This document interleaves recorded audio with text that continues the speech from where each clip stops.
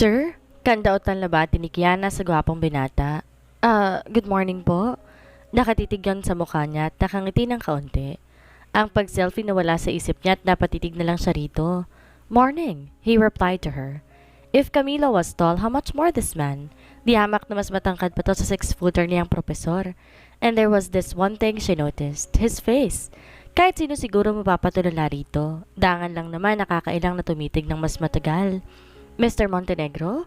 Nakangising sabi ni Camilo at saka nag-shake hands ang dalawang lalaki.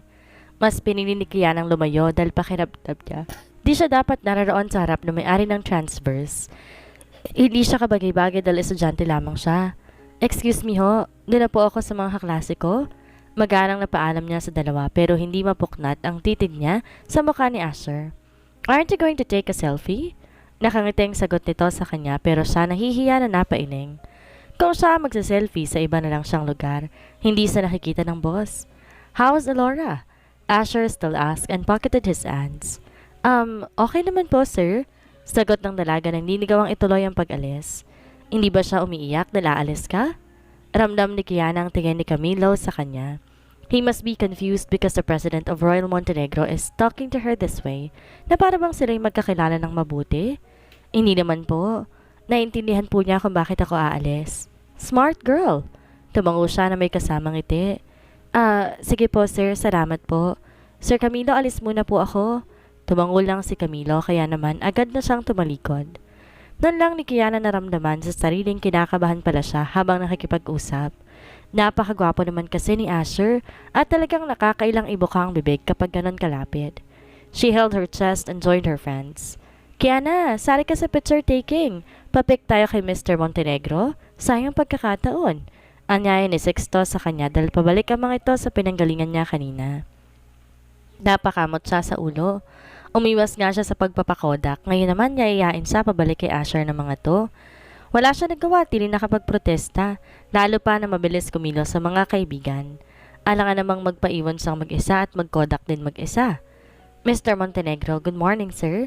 Kung pwede raw po mag-picture, sabi ni Kiana. Ani Yolo na presidente nila, pangisi-ngisi. Agad na nanlaki ang mga mata niya. Uy, wala akong sinabi naman niya at pakiramdam niya, namumula ang mga pisngi niya. Gusto niyang sabunutan si Yolo dahil sa kalokohan nito. Sure, sagot naman kagad ni Asher na walang pag-aalilangan. Napakabait naman talaga, parang hindi boss. Dito ka Kiana, tabi kayo ni boss kasi ikaw naman may request. Biro pa sa kanya ni Ronnie kaya't gano'n na lamang ang sama ng tingin niya sa mga ito, lalo pat nakatingin sa kanyang lalaki. Ihuhulog ko kayo sa dagat. Naiinis pang banta niya pero napatigil siya ng akbayan siya ni Asher. Nagtatawanan lang ang mga kasama niya dahil sa pambubuska sa kanya. Siya talaga ang tampuran ng tukso dahil siya lang ang babae sa grupo pero mas wing naman maging kaibigan ng mga lalaking to kaysa mga taong nagdala sa kanya sa kapahamakan noon na kapwa niya babae. Ako munang hahawak ng camera, Sir Dix. Tabi na po kayo ni Mr. President, Yolo said. Nakahanda ang magandang camera ni Yolo na talagang ginagamit ng mga photographer sa paglilitrato. She was so uneasy. Hindi siya magpaakbay sa lalaki kahit wala namang mali siya sa akbay ni Asher sa kanya. Para siyang nininervyos na naman. She does not get bothered like this with Camilo and Camilo never touched her anyway. Naiilang man, ngumiti pa rin si Kariana sa camera. Ang mga kaibigan niya ay talaga naman na kung kani-kanino siya ibinibiro. Nakakahiya lamang dahil kahit ang binunarong si Asher ay nadamay pa. But it seems like the man is very good sport. Para tong isang ordinaryong katulad nila. Di naramdaman na siya isang hamak na estudyante at dukha na magkaharap sila nito sa opisina. Good luck guys, the man said after taking some pictures. Pasalamat tayo class dahil sa kabila na napaka-busy na schedule ni Mr. Montenegro. Nandito siya para tingnan kayo. Bihira ang ganoong tao, lalo na't may-ari pa na napakalaking cruise line. Camilo said but was looking at her. Ano nga ulit full name mo, Mr. President? Asher chuckled. Para namang di mo ako kilala schoolmates tayo sa elementary. Ani naman ng binata. Camilo chuckled. You are too famous not to be remembered, Asher Troy Montenegro. Ang totoong pangalan ng ating bida, guys. Thank you po. Sabi nila sa lalaki. You're all welcome. I want to give moral support. Some of these kids are my father's scholars. I want to help them gain motivation to pursue this career until the end. Nito. Kids. Napangiti siya sa sarili. Alam niyang isa siya sa mga sinasabi nito kahit di nito direktang sabihin. Tulad din ng ama nitong napakabait. If you will excuse me guys, dun muna ako sa kabilang grupo. Paalam nito sa kanila tapos ay kinamayan ulit si Camilo. Sa pagkakaalam ni Kiana, 31 anyos na si Camilo. Ibig sabihin hindi naglalayo ang edad ng dalawa. Nang makalayo ng binata, niyaya na sila ng propesor nila na umakyat na sa barko. Naroon daw naghihintay sa loob ang mag-evaluate sa kanila. She prayed her mind silently before taking her steps. Kanina pa naman sa dasal ng dasal kahit papaano, may kaba na siya sa internship. Hey, Kiana! Yun ang boses na nagpalingon sa kanya na sandali, papaakit na siya sa barko. Sir Asher? Ani ang natigilan. I want to talk to you for a minute. Oo naman po, sir. Did my right hand contact you? Si Mr. Suarez po? Opo. Tumawag po siya na ayos na raw po ang fee sa lahat. Kahit po sa tuturian kong boarding house sa Cagayan de Oro, okay na raw po. Receive ko na rin po ang allowance, pero bakit po ang laki? Alam naman niya na dito galing ang allowance dahil ito ang nagpapaaral sa kanya. Ngumiti ito habang nakapamulsa at ang mga tauhan nito'y nasa likod lang dito nakabantay. This will be a 24-day training, not 1 week. Po? Gulat na tanong niya. Para sa nanlumo. 1 linggo lang ang paalam niya.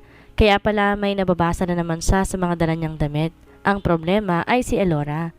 I want to ask about your daughter. Sino nag-aalaga sa anak mo at kung may allowance ba sila? May allowance po, sir. Salamat po pero hindi na po siya dapat intindihin. Sa akin lang po ay sobra-sobra na itulong ng daddy ninyo. Nakakaya na po kung pati ang anak ko makakasama pa kahit wala naman po kayong obligasyon sa kanya. Sa tanong niyo naman po, si Lola Belen po ang nagbabantay sa kanya. Ani rito. Ikaw ang numero 1 na iniwan ni Dad sa akin. Alam ko na kung bakit. Just pass your training, Kiana, and I will hire you after you complete everything. Talaga po? Bulalas niya at halos maiyak siya sa tuwa. Napangiti ito at saka tumango. Di niya inaasang mapapatalon siya at mapapayakap pa dito. Salamat po. Gagalingan ko, promise po, sir. Aniya. Bigla siyang natigilan dahil nakayakap siya sa katawan nito. He's just casual and still standing so firmly. Sorry po. Ngiwi niya rito at tumango naman to. Tsaka napakamat sa kilay. It's okay. Bored now. Good luck. She nodded right away. With so much happiness and in her heart and face. Naku, maraming thank you po. Walang katapusan na thank you po talaga. Magte-text po ako kay Lola na 24 days akong mawawala. Sige po salamat po talaga. Ingat po kayo. Masaya siyang tumalikod at agad na nag-text sa Lola niya. Napakabilis ang pagpindot niya na naibalita niya kagad ang sinabi ng may-ari ng barko. Hulog ng langit ang kanyang sponsor. Hindi biro ang gastos sa kanyang kurso at baka milyon na ang nagagastos nun sa kanya. Tapos ngayon hindi lang basta backer ang meron siya. I-hire na siya oras na makapasa siya at magawa niya ng maayos ang lahat. Napakalaking blessing nito sa kanya. Kung nasan man po kayo, Don Benedicto, maraming salamat po sa paghabili niyo sa amin ni Elora sa anak niyong napakabait din katulad ninyo. Usal niya habang umaakit siya sa hagdan ng barko. Di niya iindahin ang 20 araw na mawawala siya sa tabi ng lola niya at anak. Dahil kapalit nun ay kaginhawaan sa hinaharap. Who says she's not going to make it because she is a woman? She definitely will. When the ship started making way, Kiana felt the vibrating feeling. Nabasa pa niyang reply ng lola niya sa kanya. Ang sabi ng kanyang evaluator na isang retired chief officer, may wifi daw sa barko, kaya lang iba ang bayad para magkaroon ng access. Their network provider will not work either.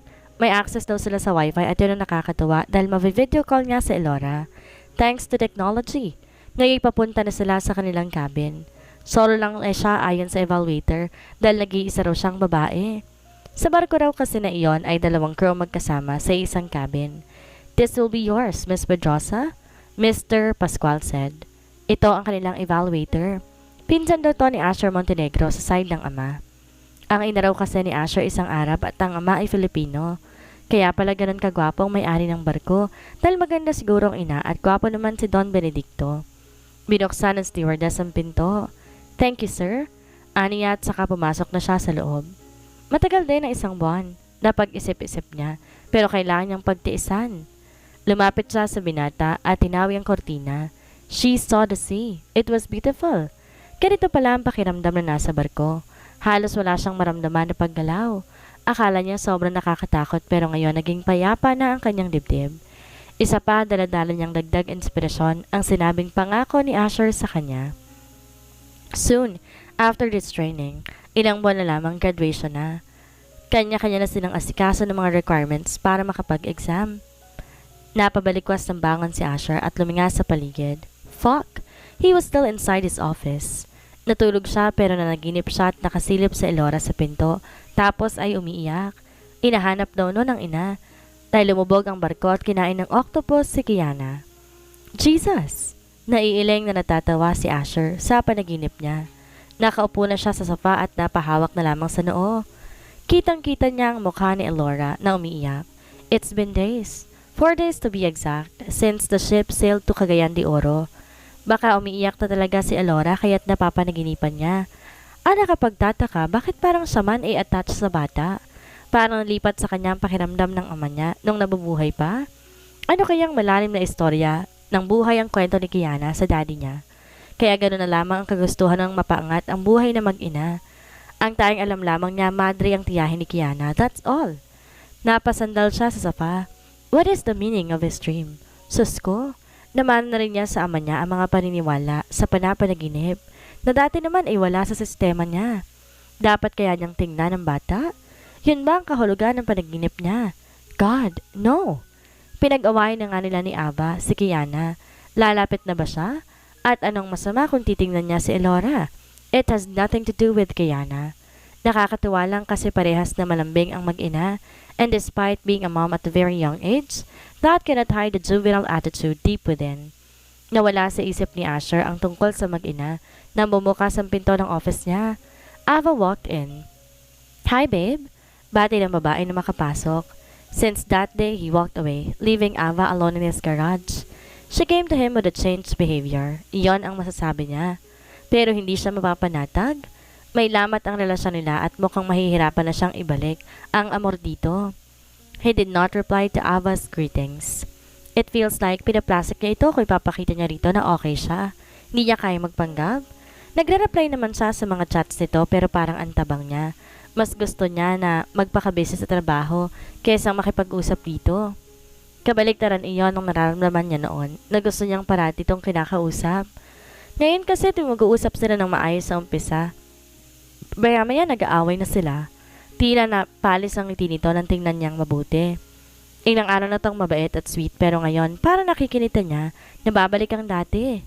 Bumuntong hininga si Ava at lumiko ang uso. Tingnan mo nga naman. Ilang beses ako nagpabalik-balik dito. Busy ka, wala ka, may kausap ka. Now maralaman ko na nakaupo ka lang pala at mukhang bagong gising. Daldal pa nga nito. Are you avoiding me? Asher sighed. Here we go again, after a few days fighting. Anya naman habang nakangiti dito. You just treated me for a good week and now you're back to your old habits? What do you expect me to feel, Asher? You want me to feel happy?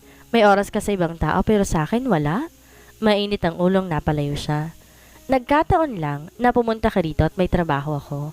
I am a president, Ava. Are you aware? Palibasa kasi ang alam mo. Gawin, magbasa ng libro kaya hindi mo naiintindihan ang sitwasyon ko. Now, if you will just come here and make a scene like this for the rest of our lives, it's better for us to break up. Napatanga to sa kanya at hindi nakahuma. Break up? Umarko ang mga kilay ni Ava. Yes, break up. Matatag na sagot pa niya. Ask yourself why. Nakalimutan mo siguro nagpaalam ako sa'yo noon para sumaan sila sa US dahil sa sakit niya. Pero pinag-aawayan pa natin.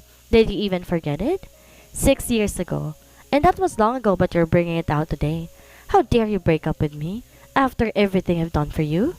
Yeah, lahat ng pangon sa mission mo. Leave now, Ava. You've forced me to come up with this decision. Mag-focus ka na lang sa paglolo mo at ako sa trabaho. No! Nanlaki ang mata na sigaw nito sa kanya pero napailing lamang siya. My decision is final. Tinalikuran ni Asha ang maluhaluhang si Ava. Pakiramdam niya bumigat din ang dibdib niya pero sawang-sawa na siya. Ilang taon siyang nagpapasensya habang lalo niyang pinag-aaralang pahabain pa ang kanyang pangunawa na abuso naman ng kanyang kabaitan. It's about time to put an end to this. Masakit din para sa kanya dahil mahigit 6 na taon silang magkarelasyon ni Ava.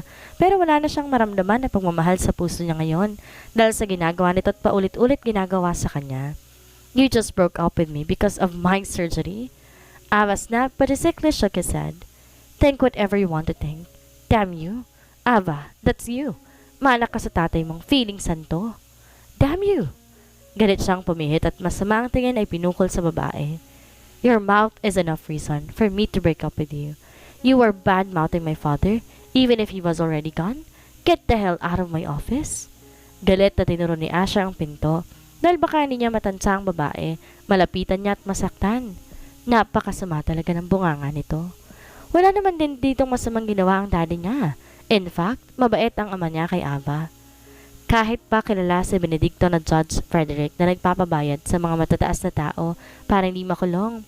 Hindi dinamay ng ama niya si Ava sa pagkadisgusto noon sa ama ng babae. His father was just. Ava just wasted everything. Baka nabibigla ka lang. Biglang sabi ng babae sa mababang boses. Parang nawala ang sanib nito pero desidido na si Asher na magpahinga sa relasyon nila. This is what he wants. And this is what he was so damn afraid of. Sinagad lang siya ni Ava kaya't wala na siyang magagawa pa. He wanted to be free from all of this drama. Hindi ako nabibigla. I want to be alone and also give yourself some time. We're not making any progress. Besides, we're becoming worse. Natikom ni Ava ang mga labi. Mariin, na parang di magawang tanggapin ang desisyon niya. Napaka-insensitive na nitong sobra na para bang hindi na iniisip kung makakasakit ang mga sinasabi. Bagay na rito ang maging abogado. Hindi naman sa pangiinsulto sa mga mabubuting abogado sa mundo.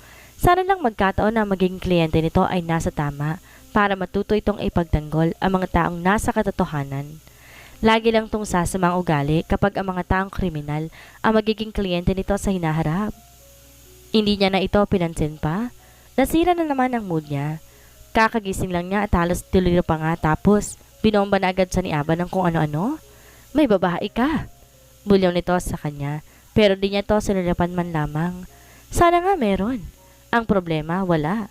Naghahanap lang ito ng masisisi sa kanya, kahit pa siguro alam naman ni Ava na sarili nito ang may problema. Nagkaganito ka lang simula nang ma-interview mo ang scholar ng daddy mo? He said and his eyes flew to her. You're blaming others for your own fault? Mas mabang patahimikin ko yung sarili ko? You're stressing me too much. I want to give myself a break. Matapos siyang titigan ni Ava, tumalikod to, nagmarcha palabas ng opisina. Para siyang nakahinga habang napabuntong hininga siya. Di na siya nakakaramdam ng panghihinayang sa mga taong pinagsamahan nila. Pakiramdam kasi niya sakal na siya at nawawala ng sariling disposisyon. Di naman porke siya mabait, pwede na siyang samantalahin na lang parate. And he was becoming aware of her obsession. Ninenervyos din siya na baka siya ay mapikot ni Ava at matali siya habang buhay. Mas mahirap nang tumalikod kapag may anak na. Ilang minuto matapos makalabas si Ava, kumatok naman si Violet. PH? Anito sa kanya. Tumawag po si Sir Lex. For survival na raw po ang mga intern. Tumango siya. I will fly to Cagayan. Sige po. Kailang daw po ang hinihintay niya? Yes, he knows that.